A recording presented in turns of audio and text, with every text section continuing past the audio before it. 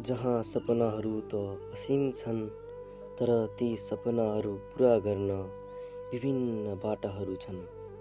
कोही भने Qatar Saudi खाडी मुलुकतिर रगत र पसिना बगाइरहेका छन् भने कोही कोरियातिर भने कोही गाउँतिरै आफ्नै देशको माटोमा रगत पसिना बगाइरहेका छन्। कोही भने देशमै जागिरको लागि तछाड मछाड आफ्ना सपनाहरू बेचिरहेका छन्।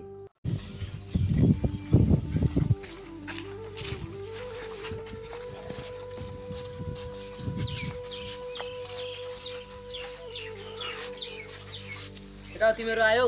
हामी आयो 5 गिलास चिया ल्याउनु त। रोको बाबु, चिया पाक्दैछ, लिएर आउँछ। यार फेरि अर्को इन्टरभ्यू पनि असफल रह्यो। घुस बिना त जागिरै पाइँदैन नि रे। फारम त भर्दा भर्दै अब मेरो हातै थाकिसक्यो दाइ।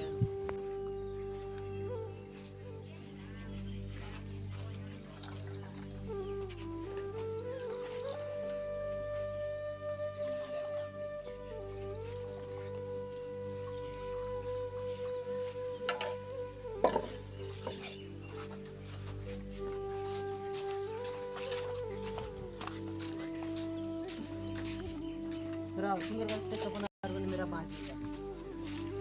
यो पसल जस्तै हाम्रो यो गाउँको भविष्य पनि त यही उम्लिएर रहेर बसिरहेको छ, फेरि चिसो भएर बस्ने।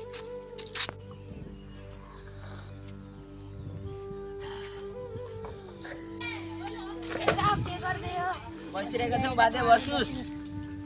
हेर भाइ, विदेश जानेहरू कसरी फस्टाएका छन् हेर्नुहोस् बाजे।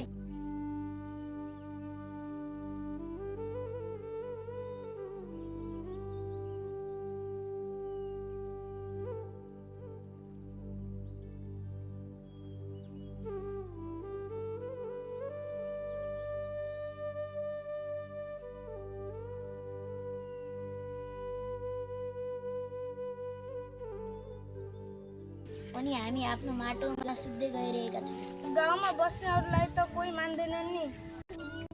केटाहरू फेरि आयो? हामी किन यतिनिर?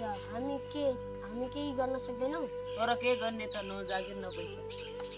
कसैले दिँदैनन्, आफैले सिर्जना गर्ने हो।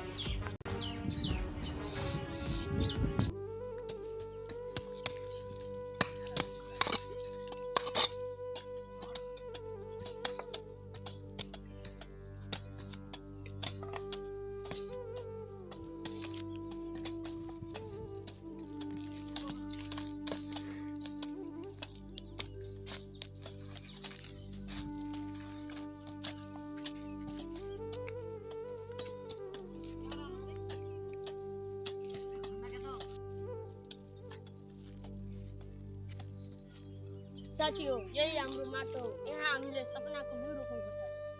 हो दाइहरू,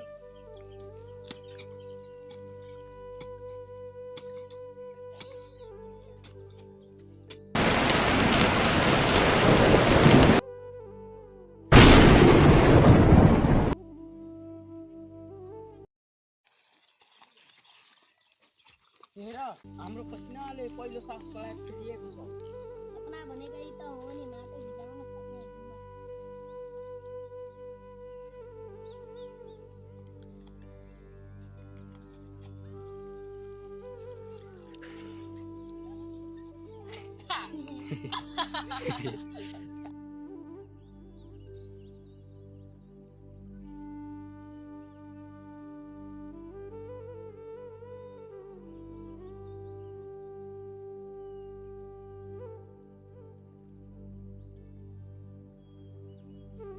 सपना त सबैको हुन्छ, तर सपना बाजिन नदिन परिश्रम चाहिन्छ। हामीले सुरु गरेका छौँ आफ्नै माटोमा आफ्नै पसिना।